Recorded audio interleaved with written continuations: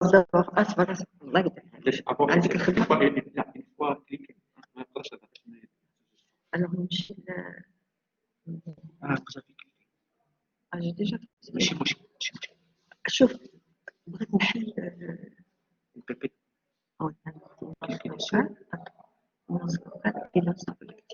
لا oh là là là là مشيت لو droit صورتي هذه فينا صورتي لوكال ما ديتيوش سي انتريسون alors introduction 3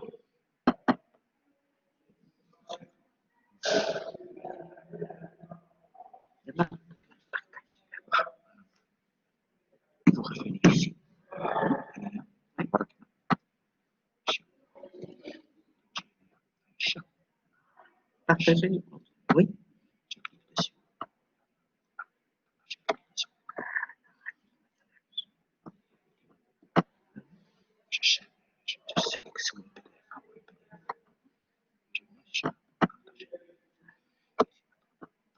Pour le faire.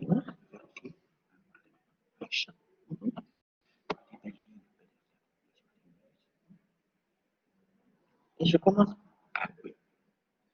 Non, vous pouvez revenir.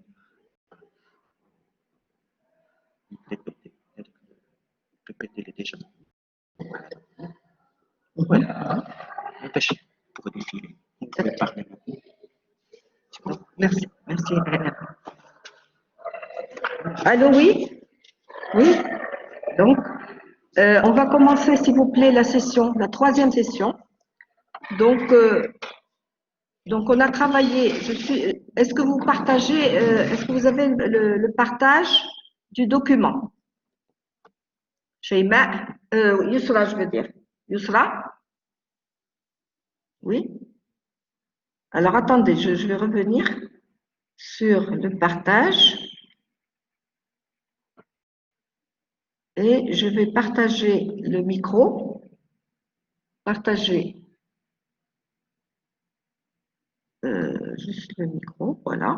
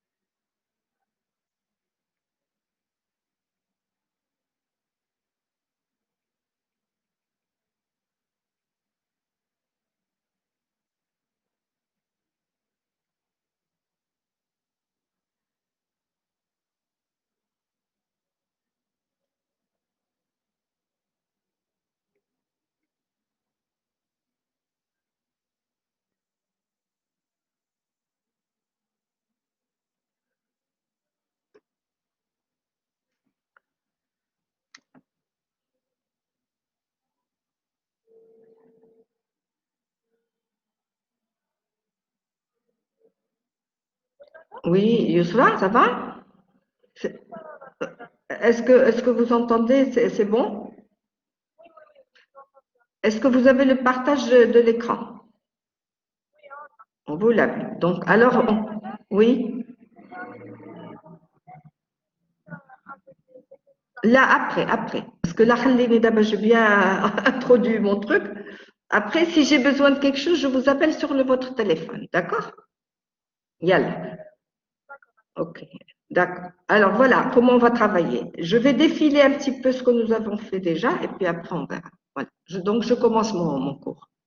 Merci. Allez, à tous. Oui, alors, bonjour tout le monde. Donc, je vais faire un petit résumé de ce que nous avons fait pour les 2 dernières séances et on continue sur le cours donc, que nous avons entamé. Vous avez déjà le support, hein, il est partagé.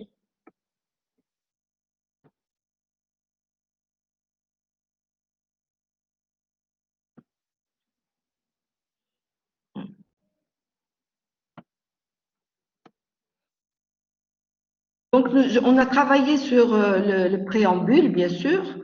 On a travaillé sur l'importance de cette matière pour vous, les objectifs, qu'est-ce que le droit, n'est-ce pas? Au niveau de l'introduction, donc, nous avons travaillé sur pourquoi le droit et qu'est-ce que le droit, hein? Pourquoi on met en place dans un système donné, dans un pays donné, le droit en général. Donc, on a dit que c'était une véritable science qui consiste non seulement à défendre les citoyens contre l'injustice et l'arbitraire, et aussi à améliorer constamment cette société. Nous avons également parlé de ce que c'était que le droit. Le droit, c'est un ensemble de règles qui sont constituées de lois, généralement, votées par le Parlement, qui est l'organe législatif, le pouvoir législatif. Mais il y a également des textes réglementaires, comme les décrets, les règlements, qui sont du ressort du gouvernement, de l'exécutif. Donc, le droit est très, très important pour un pays, pour une société, dans la mesure où il régit tous les rapports entre les personnes, religieux, économiques, financiers, etc., et les rapports des individus entre eux, les rapports des États entre eux, les rapports des États entre l'État, les autres États et les personnes physiques. On a vu les définitions, donc là, vous devez les revoir, n'est-ce pas? Le droit objectif, le droit subjectif, et avec des exemples. Yeah. Je vous ai annoncé le programme qui est l'objet de la règle de droit, les caractères du droit, les sources du droit et l'organisation judiciaire qui va comprendre tout le système judiciaire marocain. Donc, nous allons travailler d'abord, nous avons travaillé surtout sur l'objet du droit, avec le droit positif, qui est un droit écrit, et le droit privé, et les critères de classification du droit. Généralement, en deux grandes catégories, le droit privé et le droit public. Et je vous ai donné un tableau qui reprend pas toutes les matières, tous les domaines du droit, mais la plupart, en ce qui concerne le droit public, en ce qui concerne le droit privé. Ensuite, nous allons travailler sur quelques définitions du droit, droit commercial, droit fiscal, droit bancaire, etc. Le droit pénal, qui vous permettent d'avoir une idée précise sur tout ce que vous pouvez connaître en matière de règles de droit. Et qui vont vous servir d'ailleurs pour votre vie active, vie personnelle et vie professionnelle. Donc l'objet, donc vous l'avez. Ensuite, on a commencé les caractères du droit. Et on a dit qu'il y avait 4 catégories de caractères. La règle de droit est obligatoire, elle est coercitive, elle est générale et elle est permanente. Donc, on a vu d'abord le caractère obligatoire, bien sûr, puisqu'il s'agit de se conformer à un certain nombre de règles, bien sûr, qui sont obligatoires. On ne peut pas y déroger. Donc, on a les règles dans ce caractère, les règles impératives, on dit d'ordre public, et on a les règles suppletives ou interprétatives, qui sont des règles qui ne sont pas d'un caractère trop lourd, puisqu'il est laissé à la volonté des personnes. Leur application, elle est laissée à la volonté des personnes. Ensuite, on a vu le caractère coercitif. Coercitif, je vous ai dit que c'était la sanction. Donc, on a vu plusieurs catégories de sanctions, les sanctions civiles, les sanctions pénales. Donc, je vous ai expliqué pourquoi les sanctions civiles et pourquoi les sanctions pénales.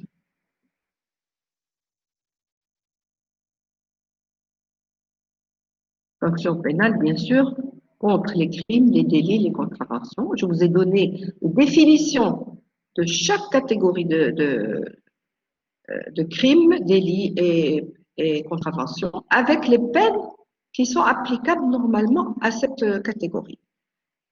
Aujourd'hui, il y a un texte de loi qui est proposé au niveau du Parlement, au niveau pénal, qui est de sanctionner les personnes qui qui commettent des crimes contre l'intégrité des enfants, les pédophiles, les personnes qui commettent des abus sur les enfants. Et le texte prévoit d'augmenter la peine de 5 ans à 10 ans ferme pour ce genre de délit, de crime, je veux dire. Et ce n'est pas encore voté. Il y a des personnes, vous vous rendez compte, au Parlement qui n'ont pas voulu adopter cette nouvelle sanction maintenant qui s'avère très, très, très nécessaire étant donné la multiplication de ce genre de crimes contre les enfants. Donc, on avait travaillé donc sur les catégories.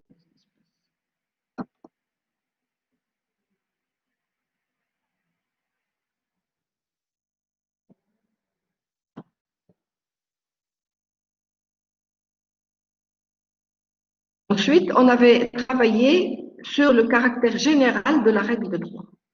Général veut dire qu'il s'applique à tout un chacun, toute personne, quiconque, etc. Et je vous ai donné également toute l'explication concernant ce caractère général. On n'avait pas fini le caractère général parce que ce caractère est extrêmement intéressant. Il s'applique à tout un chacun, mais ça ne veut pas dire qu'il s'applique à tout le monde. Par exemple, il y a des catégories de personnes à qui on va appliquer ce caractère général. Par exemple, les médecins, les enseignants, les juges, etc. Ils ont un statut qui va leur être appliqué de façon générale. D'accord? Ce caractère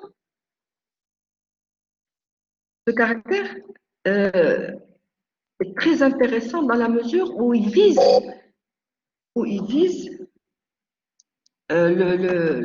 la lutte contre l'arbitraire et contre la discrimination individuelle. On peut également déroger à ce caractère pour favoriser un certain groupe de personnes. Par exemple, les personnes âgées, la protection des femmes, des enfants, etc. Ou bien être plus sévère pour d'autres catégories de personnes. Par exemple, des catégories de personnes, de conducteurs d'automobiles qui vont créer un risque très important pour les piétons, pour les non-conducteurs, pour les bicyclettes, pour les motos. Alors, et ça, c'est très grave. Ou bien alors des motifs condamnables, par exemple contre les abus contre la race, le sexe, la religion, les convictions politiques. Donc, la généralité de cette règle de droit, c'est une protection nécessaire, mais insuffisante contre l'arbitraire. La règle de droit doit régir des situations et non pas des cas particuliers. Donc, ce caractère général permet de distinguer par rapport à d'autres normes juridiques. Par exemple, une décision individuelle, même émanant de l'administration ou du Parlement, n'est pas une règle de droit. Exemple, on va vous allouer un permis de conduire. Par exemple, on va vous nominer par décret à une fonction publique ou à un titre honorifique. Mais ça ne peut pas s'appliquer à tout le monde, ça. Ça, c'est personnel et c'est individuel. Donc, c'est une règle de droit, mais c'est une disposition personnelle. Il en est de même d'un jugement tranchant un litige particulier. Il n'édicte pas une règle de droit à vocation générale. Il répond au contraire à un problème et à un conflit particulier. D'ailleurs, ce jugement est susceptible de recours pour casser le jugement ou faire appel de ce jugement. D'accord? Donc, voilà le caractère général de la règle de droit. La règle de droit, quatrième caractère, est permanente. C'est-à-dire, qu'est-ce que ça veut dire ce caractère, cette caractéristique? Parce que tant qu'elle existe, elle a une application constante. On dit donc que la règle de droit est permanente parce qu'elle a une application constante pendant son existence. Pendant son existence.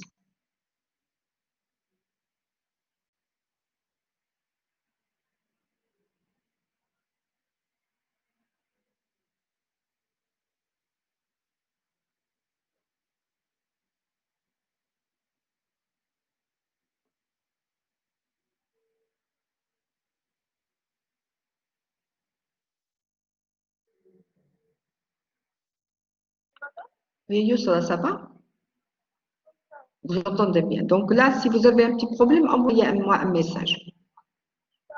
Ok, merci. Donc, je continue. Oui. Hmm. Ah, oh là là. Vous pouvez donner mon numéro à quelqu'un, à une autre personne? Oui, oui. Voilà, exactement. Et vous me l'envoyez. Oui, merci. Alors, je continue.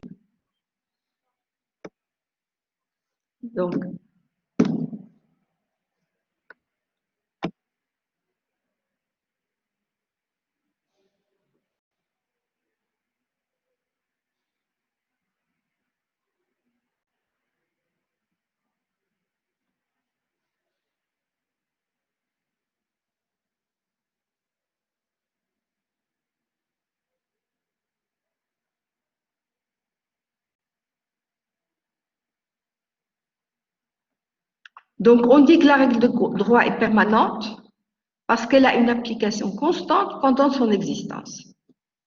Donc, elle a vocation à régir l'avenir et à durer tant qu'elle existe, un certain temps.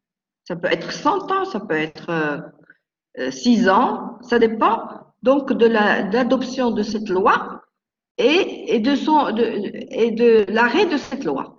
Donc, entre le moment où elle est adoptée, où elle commence à exister, et le moment où elle s'arrête d'exister. Mais toujours par l'intermédiaire de la votation, l'adoption devant le Parlement. Donc, ça ne veut pas dire que la règle de droit est éternelle. Elle a un début et une fin. Elle a un début et une fin. Cependant, pendant le temps où elle est en vigueur, elle a toujours vocation à s'appliquer. Elle a toujours vocation à s'appliquer. Et ça, c'est très important. La règle de droit est permanente parce qu'une fois née, dès qu'elle est adoptée, elle s'applique avec constance et de façon uniforme à toutes les situations qu'elle réglemente. Et rappelez-vous, parce qu'elle est générale, elle est obligatoire, donc elle doit s'appliquer de façon uniforme et à toutes les situations visées par cette loi. Elle dure jusqu'à ce qu'elle soit abrogée. Abrogée, ça veut dire finie. C'est-à-dire on va l'arrêter, abroger, par l'autorité compétente. En principe, cette autorité, c'est le Parlement. C'est la même que celle qui l'a fait naître. Parce que c'est pas possible une loi qu'elle s'arrête, qu'elle soit abrogée sans qu'on l'arrête. Par la même autorité qui l'a mise en place. OK? Donc, on va passer aux sources de la règle de droit. Vous suivez, s'il vous plaît. Les sources de la règle de droit. Nous avons plusieurs catégories de sources, 3 sources les plus importantes. Les sources traditionnelles, les sources modernes, les sources interprétatives. Les sources traditionnelles, les sources modernes, les sources interprétatives. Quelles sont ces sources? On va les décortiquer, les détailler pour que vous puissiez vraiment savoir ce que c'est. Les sources traditionnelles, ce sont la religion et la coutume. Les sources modernes, c'est la Constitution, la loi, les lois internationales, les lois internes, les règlements, d'haïr, décrets, arrêtés. Pour les sources interprétatives, ça veut dire la jurisprudence et la doctrine. Jurisprudence et doctrine. Les sources traditionnelles, on va commencer par donc la religion et la coutume. Qu'est-ce que c'est que ces sources traditionnelles et pourquoi on va en parler? Vous allez voir que malgré le droit positif, c'est-à-dire le droit qui a été écrit pendant des années par l'État, et adopté par le Parlement, etc., on continue bien sûr d'avoir la religion comme source importante et comme base de notre droit. Et je vais vous expliquer en quoi il y a eu des changements et en quoi il reste encore des traditions qui sont religieuses, des règles qui sont religieuses et obligatoires, bien sûr. Alors, au niveau de cette ressource traditionnelle qui est la religion, quel est le rapport entre la religion et le droit? Au Maroc, c'est très, très important. Et bien sûr, comme vous le savez, nous sommes un État musulman. L'article 3 de la Constitution de 2011 dispose que l'islam est la religion de l'État qui garantit à tous le libre exercice des cultes. En quoi cela influe-t-il sur le droit? Il faut ici faire la différence entre le droit familial ou successoral. Le droit, ça veut dire du statut personnel de chacun de nous, le statut personnel. Famille, succession, héritage, enfant, mariage, etc. Et les droits civils et pénals. Alors, l'État marocain, le Maroc, a opté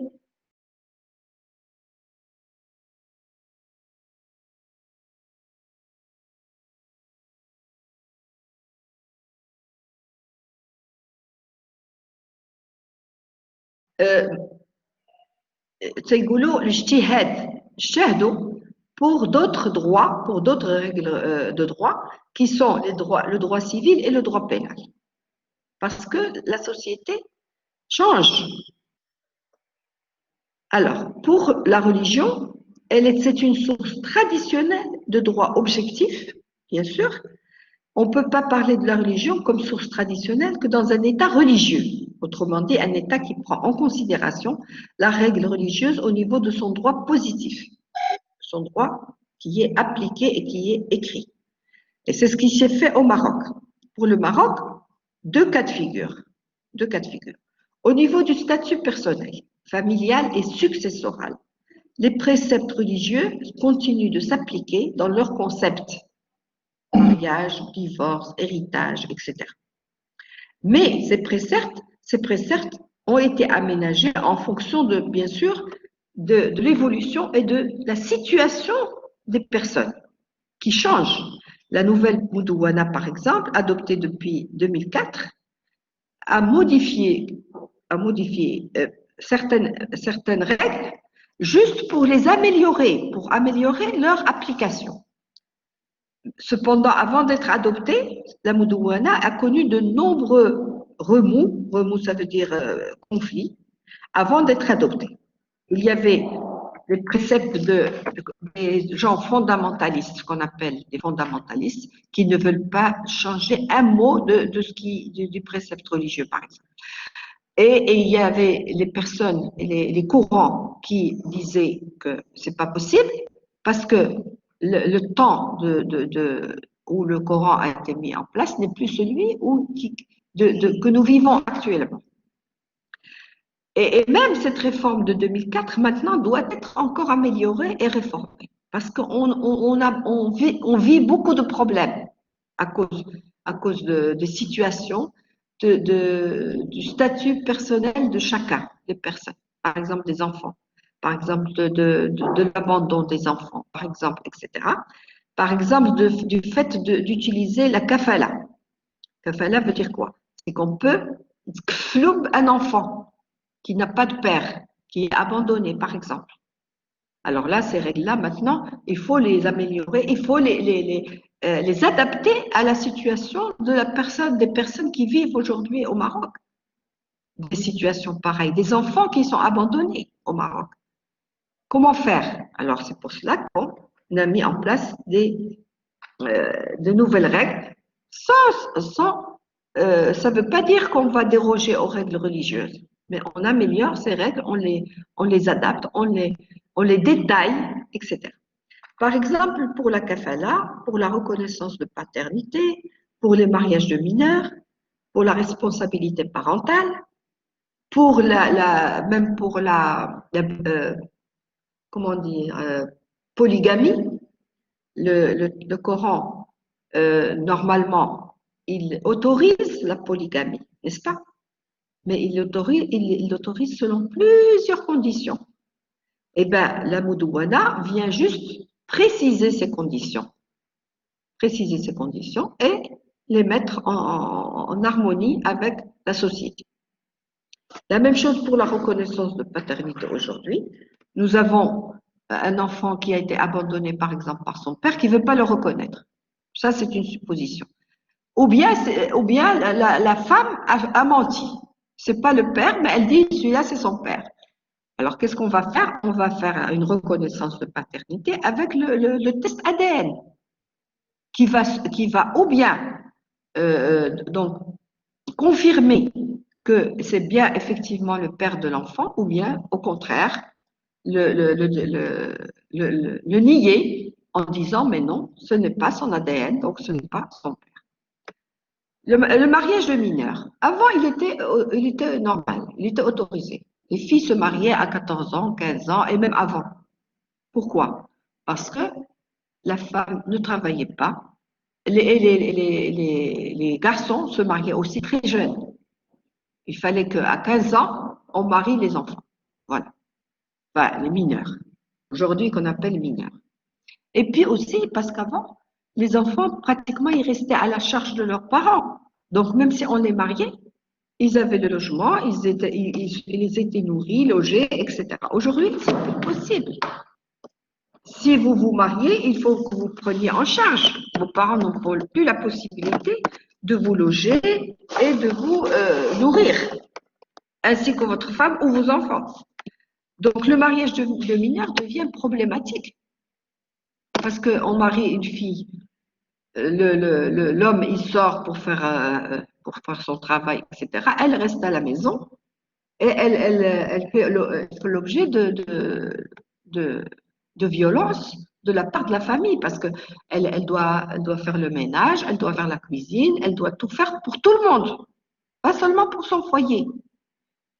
Donc, elle n'est plus une enfant. Elle devient une femme sans le vouloir parce que à 13 ans, 14 ans ou même 15 ans, on est encore mineur. On n'a pas à supporter toute cette charge de travail pour tout le monde.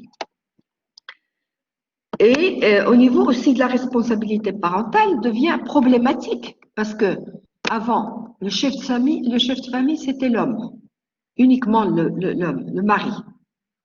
Et donc, il devait prendre en charge non seulement sa famille, femme, enfant, etc., mais aussi ses parents. Alors, qu'est-ce qui se passe? Il est dépassé. Et par contre aussi, la femme commence à travailler, donc elle est active, elle a un salaire, etc. Donc, la responsabilité parentale devient partagée entre l'homme et la femme. Et la femme devient aussi chef de famille. Ça, c'est les nouvelles règles et c'est tant mieux. Parce qu'il faut bien que ça change. Par contre, donc ça c'est au niveau du statut personnel. Le droit marocain, donc, se conforme aux règles religieuses pour le statut personnel de chacun de nous. D'ailleurs, même les Marocains qui ne sont pas de confession musulmane, comme les juifs ou les chrétiens, ont leur propre statut personnel qui va leur être appliqué au Maroc. On ne va pas les obliger à appliquer le statut du religieux de l'islam. Au niveau de leur statut mariage, maternité, enfant, les règles de l'héritage ne sont pas les mêmes. Les règles du mariage ne sont pas les mêmes.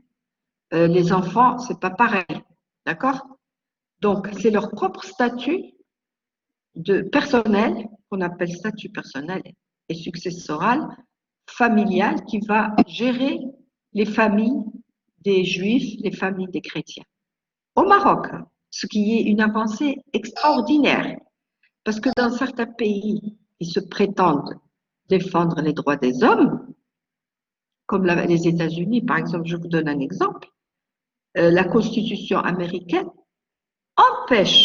interdit certaines règles de s'appliquer sur son territoire, même si c'est pour le statut personnel. Par exemple, la polygamie aux États-Unis est absolument interdite. En France, la même chose. Au Maroc, non. Par exemple, si les Juifs avaient cette règle dans leur statut personnel, eh bien, ils ont leurs tribunaux, ils ont leur possibilité de se marier avec 2, 3 femmes, si c'était dans leur statut personnel, la Torah. Vous comprenez? Ce qui fait que quoi? Ils sont moins tolérants que les Marocains. Les Marocains, non. Les Marocains, ils disent les statuts personnels et les règles religieuses s'appliquent aux musulmans. Mais ils ne s'appliquent pas aux chrétiens ni aux juifs. Ils ont leur propre statut personnel.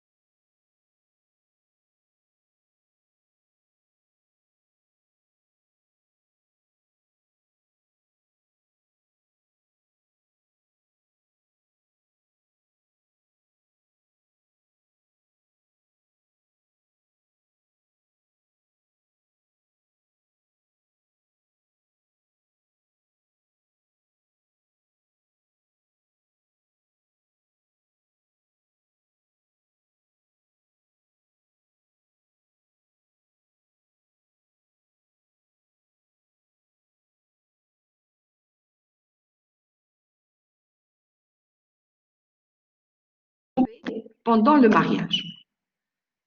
Avant, qu'est-ce qu'on faisait? Il y a la règle religieuse.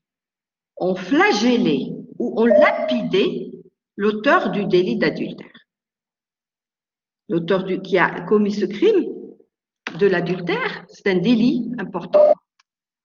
On va le flageller, c'est-à-dire le frapper avec. Avant, c'était pas une corde. Le frapper et ou bien lapider. Lapider, on va le frapper jusqu'à ce qu'il tombe. Il meurt. Et on va le tuer juste en le frappant et devant tout le monde, sur la place publique. C'est ce qui s'est fait il n'y a pas très loin, en Arabie Saoudite, en Afghanistan, puisqu'ils continuent d'appliquer la charia au niveau de certains crimes et délits. Dans le cas du Maroc, par contre, la sanction, c'est l'emprisonnement. On l'emprisonne, on le met en prison. Ou on la met en prison. Le délit d'adultère. Le délit, c'est-à-dire que la femme ou l'homme marié va tromper son mari avec une autre personne. Également pour le droit civil, commercial, c'est un autre registre, c'est une autre catégorie de droit, c'est le droit positif. On a mis en place un code, le code des obligations et des contrats, pour le droit commercial, pour le droit civil. Le Maroc a adopté une législation moderne, oui, inspirée principalement du droit français. D'autres pays musulmans ont continué d'appliquer en toutes les matières le droit musulman classique. En l'occurrence, l'Arabie Saoudite, c'est le rite wahhabite qui s'applique. Il y a d'autres pays qui ont continué d'appliquer cette tendance, la Libye, le Soudan, l'Iran. L'Iran, c'est l'Iran, même si c'est un pays islamiste, on l'appelle islamiste, avec l'institution des mollahs qui dirigent le pays. Mais au niveau du droit, c'est tempéré. Il n'y a pas l'application de la charia. On a rarement vu quelqu'un qui a volé, à qui on a amputé la main en Iran. Mais il y a certaines pratiques qui continuent d'être instituées. Donc, tout en sachant dans cette application du droit religieux que ce n'est pas général, tous les pays n'appliquent pas de la même façon les règles religieuses. Et c'est ça qui fait défaut. Il y a ces pays qui suivent des rites différents les uns des autres, alors que soi-disant, ils appliquent que des règles religieuses. C'est pas vrai. C'est pas vrai parce que c'est pas les mêmes règles. On retrouve pas les mêmes règles dans tous les pays musulmans. C'est pour cela qu'il faut quand même ijtihad. Ijtihad, ça veut dire en fonction de la situation, en fonction de l'évolution des sociétés, en fonction des besoins des sociétés et des personnes. C'est là où ijtihad, la règle du droit peut intervenir. Les matières qui ont été donc aménagées au Maroc en droit positif, c'est le droit civil, le droit commercial, le droit bancaire, le droit social, le droit foncier, le droit pénal. Toutes ces matières ont été réaménagées pour faire face à la conjoncture que vit notre société aujourd'hui. D'accord? On continue, s'il vous plaît. Cependant, il n'y a pas que la règle religieuse qui peut jouer comme règle traditionnelle. Nous avons une autre règle qui est la coutume. Parmi donc les sources traditionnelles, on a dit qu'il y avait la religion. Je vous ai expliqué qu'est-ce que c'était cette règle, cette source de droit. La deuxième source traditionnelle du droit, c'est la coutume. Aujourd'hui, au Maroc, même si la coutume n'est plus aussi importante, elle constitue la deuxième source traditionnelle, on l'appelle l'urf en arabe. Elle est définie comme une règle qui se répète dans le temps et qui prévient et qui provient, qui nous est donnée par des usages, c'est-à-dire plusieurs choses qu'on fait parce qu'on a toujours utilisé telle et telle façon de faire, des pratiques, des habitudes d'une population donnée. Et c'est ce qui crée justement cette règle traditionnelle qui est la coutume. Ce qu'on appelle l'urf. D'accord? La coutume, c'est une règle qui se répète dans le temps. Pas une seule fois. On ne va pas dire ça c'est une coutume parce que quelqu'un a pratiqué telle règle. Non. Il faut que ce soit dans le temps, que ça dure dans le temps. Et ça provient des usages, des pratiques, des habitudes d'une population donnée. Elle doit donc se prolonger dans le temps. Elle doit avoir un caractère répétitif, c'est-à-dire qu'on va chaque fois retrouver la même règle qui se répète. Et au niveau du droit marocain, la coutume a été très importante comme une source de droit marocain pendant la période du protectorat. Surtout, par exemple, en droit maritime, en droit commercial, en droit au niveau de l'agriculture. Les règles sont coutumières parce que les gens ont l'habitude de travailler de telle façon ou de telle autre. Et surtout aussi en fonction de l'environnement. Par exemple, ceux qui vivent au niveau des côtes, la mer, donc ils ont des coutumes maritimes. Ceux qui vivent sur la montagne peuvent avoir des coutumes montagnardes. Ceux qui vivent dans le désert, le Sahara, ils vont avoir aussi des coutumes concernant leur propre environnement. Et c'est pour ça qu'on appelle ça, bien sûr, la tradition. Et d'ailleurs, la coutume était vraiment très, très répandue au Maroc. Les règles concernant la coutume étaient très importantes au Maroc. Mais depuis l'indépendance, le Maroc a décidé de légiférer et d'asseoir ces règles applicables à tous de façon écrite. Parce que la coutume n'est pas écrite. Elle est répétée oralement, en fonction des générations. c'est le père qui va transmettre la coutume, la règle de droit coutumière à ses enfants.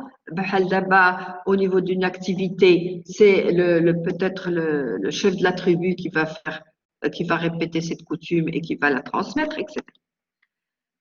Donc, après l'indépendance, la coutume n'a plus son poids et sa valeur comme source traditionnelle de la règle juridique parce qu'on a décidé d'améliorer ces règles, de les mettre sur papier, noir sur blanc, dans une loi, et d'en faire même un code, comme par exemple le code commercial, le code fiscal, le code, etc., pour que ce soit que ça réponde plus à l'utilité de la règle de droit.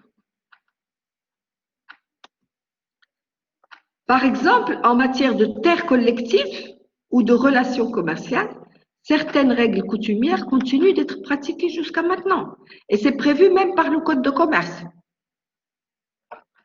Quand il y a des litiges entre commerçants, il y a des coutumes qui s'appliquent.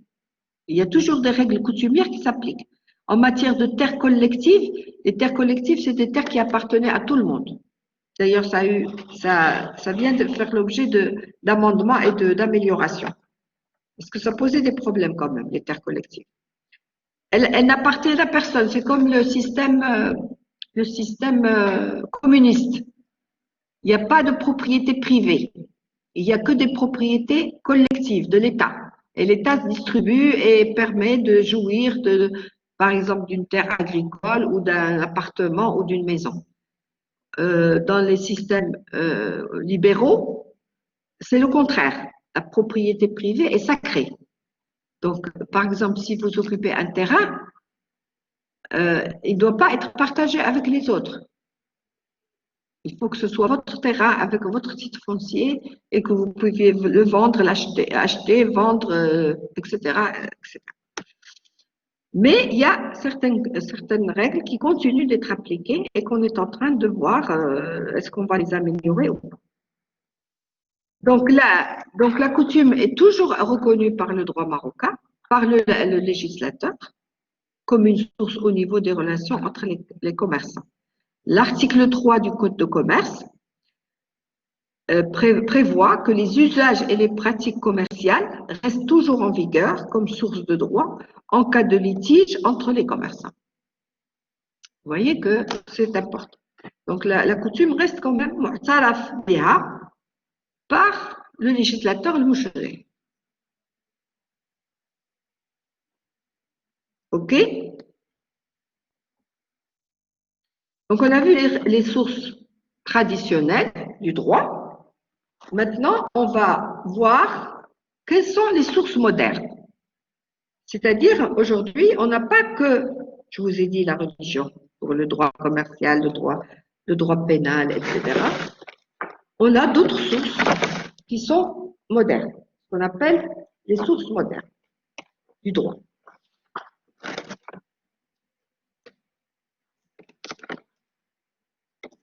Alors, les sources modernes du droit sont principalement constituées par la Constitution d'abord, qui est le degré hiérarchique le plus important au niveau des règles de droit, les lois internationales, si elles sont ratifiées et dans certaines conditions, constituent bien sûr des règles et des sources très importantes du droit marocain, les lois internes, bien sûr, et les règlements. Donc la Constitution, au sommet de la hiérarchie des normes et des règles, se trouve la Constitution, aujourd'hui votée depuis le 29 juillet 2011. En effet, c'est la loi suprême à laquelle doivent se conformer toutes les autres lois, sauf en matière de religion, je vous l'ai dit. Il y a donc les règles religieuses qui continuent d'être appliquées. Dans le cas contraire, une loi peut être déclarée anticonstitutionnelle par le Conseil constitutionnel du Maroc. Donc, normalement, c'est la loi suprême à laquelle doivent se conformer toutes les autres lois. Si les lois ne se conforment pas à la Constitution, elles peuvent être déclarées anticonstitutionnelles par le Conseil qui existe, ce qui est le Conseil constitutionnel. Ce qui est normal. Cependant, avant de traiter des sources du droit national, les lois internes, on va voir les sources du droit international. Alors, nous avons deux types de sources. Les sources formelles et les autres moyens de détermination des règles de droit, comme la jurisprudence et la doctrine, même en matière internationale.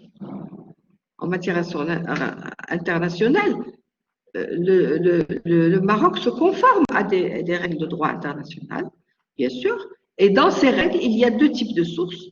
Les sources formelles, qui sont écrites et noir sur blanc, et les autres moyens, comme pour les autres sources au Maroc, qui sont la jurisprudence et la doctrine. Vous avez déjà entendu parler de la Cour internationale de la Haye, justice. La Cour internationale de justice de la Haye, c'est une cour qui statue sur des règlements, sur des conflits, par exemple, internationaux entre les États. Et ça devient, ces jugements deviennent de la jurisprudence, c'est-à-dire qu'on peut se conformer aux jugements sur lesquels elle a statué.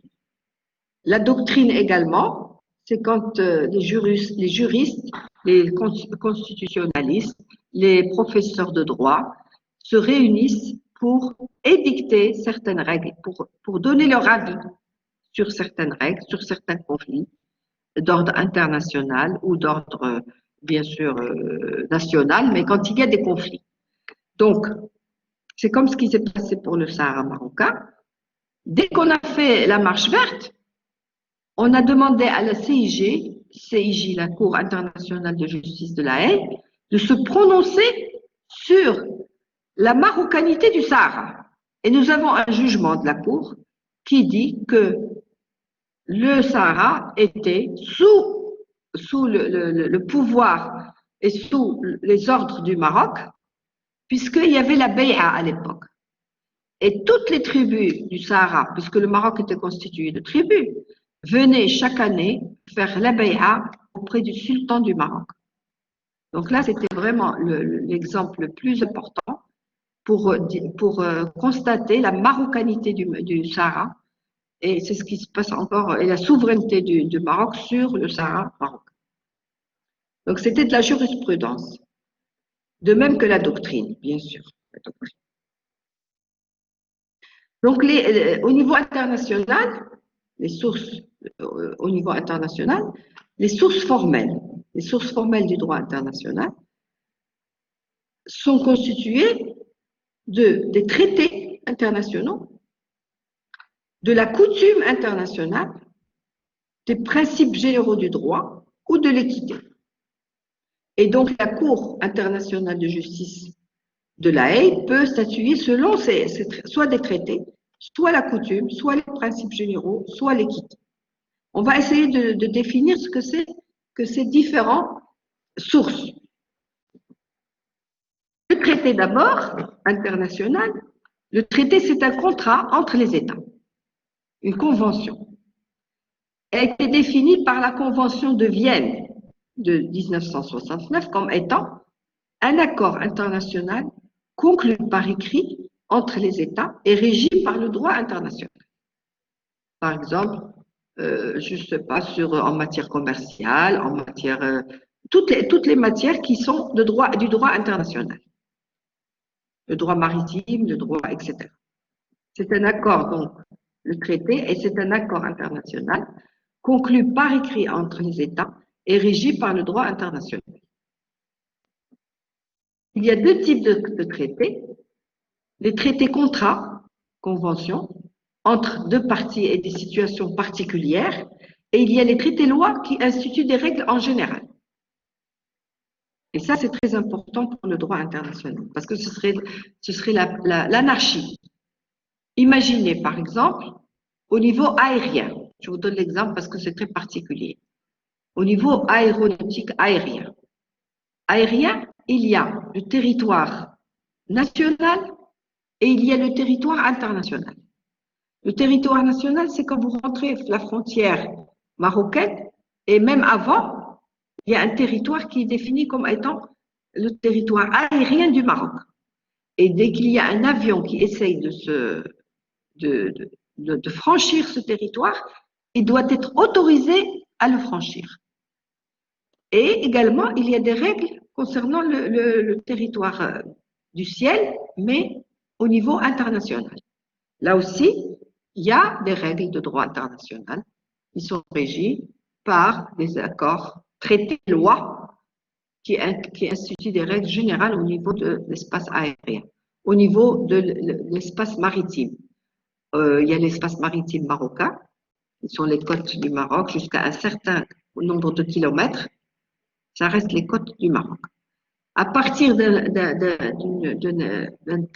trait qui dépasse cette frontière, ça devient le droit maritime international. Il va jouer avec un traité, bien sûr, et des règles qui sont instituées pour tout le monde, pour tous les pays. Les traités contrats, par contre, c'est des traités juste pour traiter une situation entre, par exemple, maintenant, on a un problème avec l'Algérie ou avec la Mauritanie, eh bien, on va faire un traité contrat qui va statuer et qui va définir des règles entre nous, entre l'Algérie et le Maroc. Voilà, c'est ce qu'on appelle un traité contrat, en termes de situations particulières. Alors, en cas de conflit, des règles de droit internes et internationales, qu'est-ce qui va se passer? Y a-t-il une prédominance de la législation interne ou de la législation internationale? Alors là, le problème se pose vraiment de façon très importante. Selon l'article toujours de la Convention de Vienne, l'article 27, une partie ne peut invoquer des dispositions de son droit interne comme justifiant la non-exécution d'un traité. Par exemple, elle va aller occuper un territoire qui ne lui appartient pas. OK? Selon les frontières préétablies de façon internationale. Donc, qu'est-ce qui va se passer? Elle va dire non, ça c'est mon territoire. C'est pas possible. D'ailleurs, c'est pour cela que le Maroc a eu beaucoup de problèmes au niveau du Sahara. Maintenant, ça s'arrange plus ou moins. Alors, une partie ne peut pas invoquer les dispositions de son droit interne comme justifiant la non-exécution d'un traité de droit international. Pas possible. La supériorité du droit international sur la loi interne est reconnue par de nombreux pays, comme la France, l'Allemagne. Au Maroc, la Constitution reconnaît cette prédominance, mais en y mettant certaines conditions. Lesquelles? Et voilà. Donc, selon le préambule de la Constitution du 29 juillet, qui est la loi suprême, le Royaume du Maroc s'engage à accorder aux conventions internationales dûment ratifiées par lui. Ratifiées, ça veut dire par le Parlement. Dans le cadre des dispositions de la Constitution et des lois du Royaume, dans le respect de son identité nationale immuable et dès la publication de ces conventions, la primauté sur le droit interne du pays et harmoniser en conséquence les dispositions pertinentes de sa législation nationale. Donc, le Maroc accorde aux conventions internationales avec des conditions. La ratification. Ces conventions ne doivent pas être contraires à la Constitution et aux lois du Royaume. Elles doivent respecter l'identité nationale immuable du Maroc et après, ces lois et ces conventions internationales doivent être publiées dans les mêmes formes que les lois marocaines. Et après, on harmonise la loi interne en fonction, bien sûr, de ce qu'on a ratifié au niveau international. D'accord. Je vous donne un exemple, un autre exemple. On a ratifié, par exemple, la Convention internationale sur le droit des enfants. Alors, il y avait beaucoup de dispositions qu'il fallait changer dans notre propre loi pour qu'on soit en accord avec la Convention internationale des droits de l'enfant. Et c'est ce qu'on a fait. Il y a beaucoup de dispositions qui ont changé au niveau du droit interne marocain pour être en accord avec la Convention internationale que nous avons ratifiée. Parfois, on ratifie une convention internationale, mais en mettant des réserves. Par exemple, oui, on est d'accord, mais on fait des réserves sur telle, par exemple, disposition. On ne l'accepte pas, etc. Ça, c'est possible. Alors, la deuxième source au niveau international, c'est la coutume. La même chose que pour le droit interne. La coutume internationale, c'est une règle de droit non écrite qui se forme progressivement et spontanément. Deux éléments se retrouvent, comme pour le droit interne, l'élément matériel, la répétition d'une pratique constante et uniforme, et l'élément psychologique, c'est-à-dire le caractère obligatoire de la règle coutumière. C'est-à-dire que les citoyens, ou même en matière internationale, les États doivent reconnaître ce caractère obligatoire de la coutume. Ils doivent l'accepter comme coutume. Et c'est pour cela, parfois, ils disent non, nous, on n'est pas d'accord avec cette coutume. Donc, elle ne peut pas leur être appliquée. Donc, il y a l'élément matériel, la répétition et l'uniformité de la règle coutumière, et il y a aussi l'élément psychologique, c'est-à-dire, est-ce qu'on accepte ou pas le caractère obligatoire. L'article 38, toujours du statut de la Cour internationale de justice, qui applique la coutume internationale comme preuve d'une pratique générale acceptée comme étant le droit. Acceptée comme étant le droit. OK? Il nous reste encore 5 minutes et puis je vous libère. C'est ça? Ou bien non, jusqu'à 1 heure? 1 heure. Parce qu'on a commencé à 11h45. Donc, on reste jusqu'à 1 heure. Il nous reste un quart d'heure. Donc, pour la CIJ, la coutume est acceptée, elle s'applique comme preuve d'une pratique générale acceptée comme étant le droit par les pays. Ça, c'est pour le droit international. Troisième catégorie de sources au niveau de l'international, ce qu'on appelle les principes généraux du droit.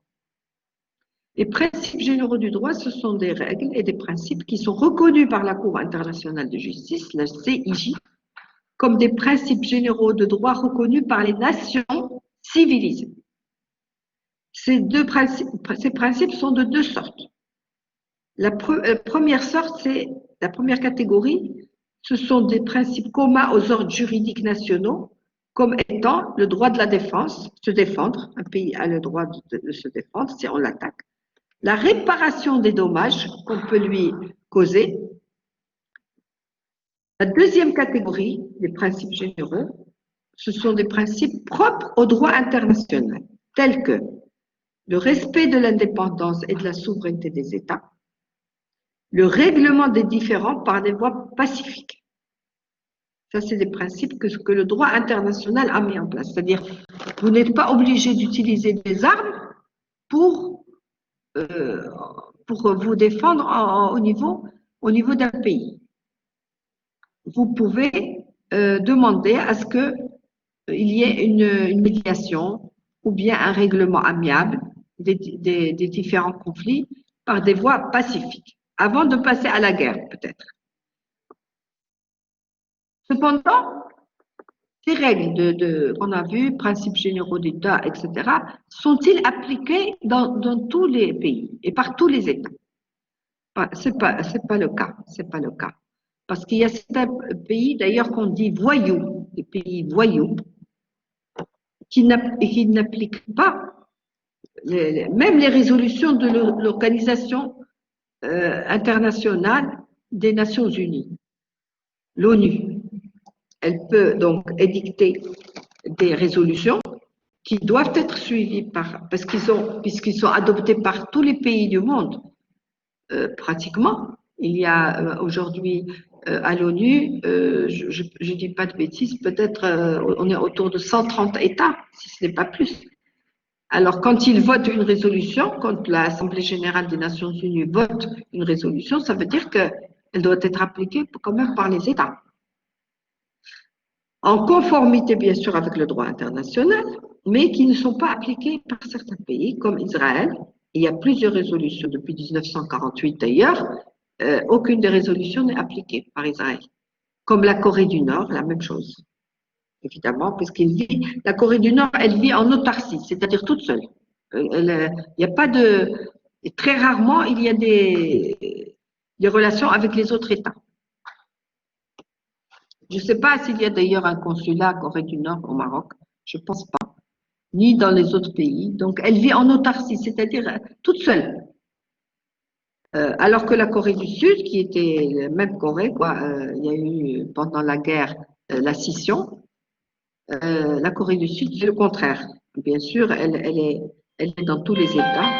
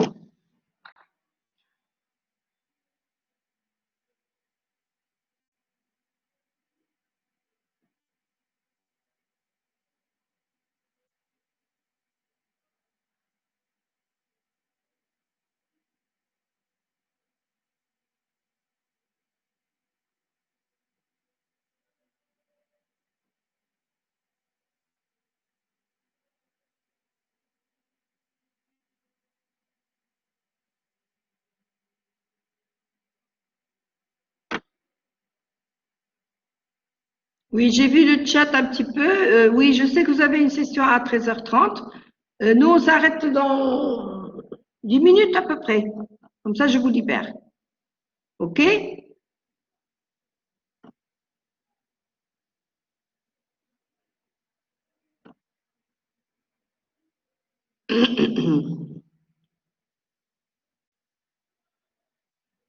Là, il n'y a pas beaucoup de participants à cette session. Donc, s'il vous plaît, essayez de rester jusqu'à la fin de la session parce que c'est important. Alors, on continue sur notre partage. Pourquoi j'ai plus la main?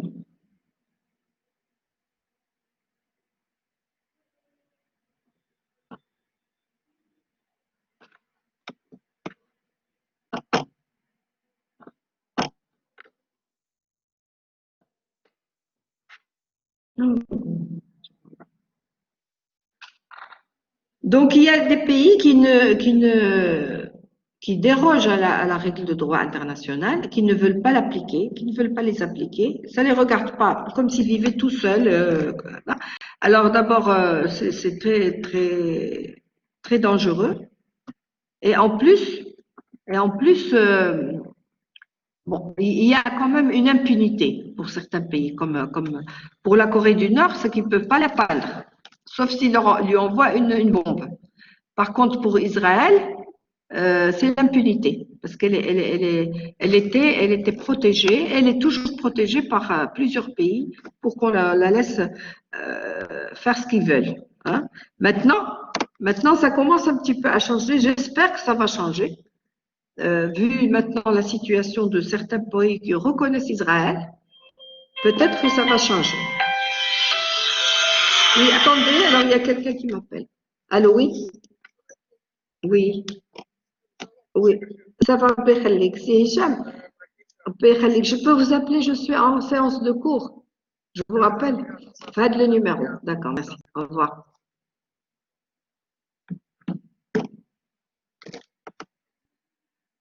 Donc, je disais, pour certains pays qui n'appliquent pas le droit international, c'est à double tranchant. Hein. C'est à double tranchant parce que le jour où ils auront besoin aussi des résolutions peut-être de l'ONU, ils ne vont pas les trouver. Donc voilà, ça c'est grave. Quatrième catégorie de sources au niveau international, c'est ce qu'on appelle l'équité. C'est quoi l'équité? C'est de la justice appliquée en fonction des situations. C'est appliquer des règles d'équité et de justice n'est pas facile pour un juge ou un arbitre. C'est toujours difficile quand même de rendre justice. Lui reconnaître ce droit est assez exorbitant, d'ailleurs. C'est être juste, c'est très difficile.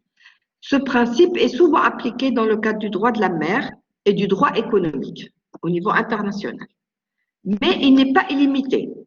C'est au cas où il s'agit de combler des lacunes ou d'atténuer des règles et des existences, des rigueurs déjà existantes. Pourquoi? Parce que ça dépend aussi de la situation du pays. Un pays, par exemple, qui a perdu la guerre, ils ont fait la guerre avec un autre pays et il a perdu, eh bien, on va essayer un peu de lui trouver une partie de justice. Même s'il a perdu la guerre, on ne peut pas le condamner de façon injuste. Voilà. Alors, les autres règles de droit international, c'est la jurisprudence et la doctrine. Et je vais les développer, après je m'arrête. Les moyens donc subsidiaires, on appelle ça, de détermination des règles de droit au niveau international. La jurisprudence, c'est des solutions de droit dégagées par les juridictions internationales, comme le tribunal international, pénal international, comme la Cour internationale de justice, qui va statuer pour trouver des solutions à des conflits internationaux. C'est ce qui s'est passé pour le Sahara marocain. Vous pouvez d'ailleurs aller consulter cette résolution de la Cour internationale, cette jurisprudence. Vous allez voir, c'est assez intéressant pour le Maroc. La deuxième source, c'est la doctrine qui se dégage des opinions doctrinales, telles que la doctrine des publicistes, des gens qui font la science politique, les plus qualifiés des différentes nations. Les gens qui font de la science politique, qui font le droit, les juristes, etc., qualifiés et qui vont donner des solutions aussi au niveau du droit. Donc, on va s'arrêter au niveau de ces sources modernes et la séance prochaine, on va entamer les sources modernes au niveau interne. Donc, on a vu au niveau international. J'espère que vous avez trouvé ça intéressant et c'est très intéressant comme connaissance, comme savoir, parce que vous pouvez être confronté à des règles de droit international. Vous pouvez être confronté, c'est-à-dire ça peut vous arriver en tant que personne. OK? Par exemple, en Europe, ils ont mis en place une cour des droits de l'homme européen qui statue sur tous les délits ou les crimes qui sont effectués au niveau des droits de l'homme. Donc, au niveau de l'Europe en son entier. Donc, chaque personne qui vit en Europe peut s'adresser à cette Cour internationale des droits de l'homme qui a été mise en place au niveau de l'Europe. Vous voyez, donc, tout un chacun peut pouvoir utiliser ces règles de droit international qui sont en leur faveur, par exemple. Voilà, c'est des droits qui sont accordés au niveau international. D'accord? Voilà, alors je vais vous libérer parce que vous avez d'autres cours et j'espère que vous avez bien suivi donc cette séance.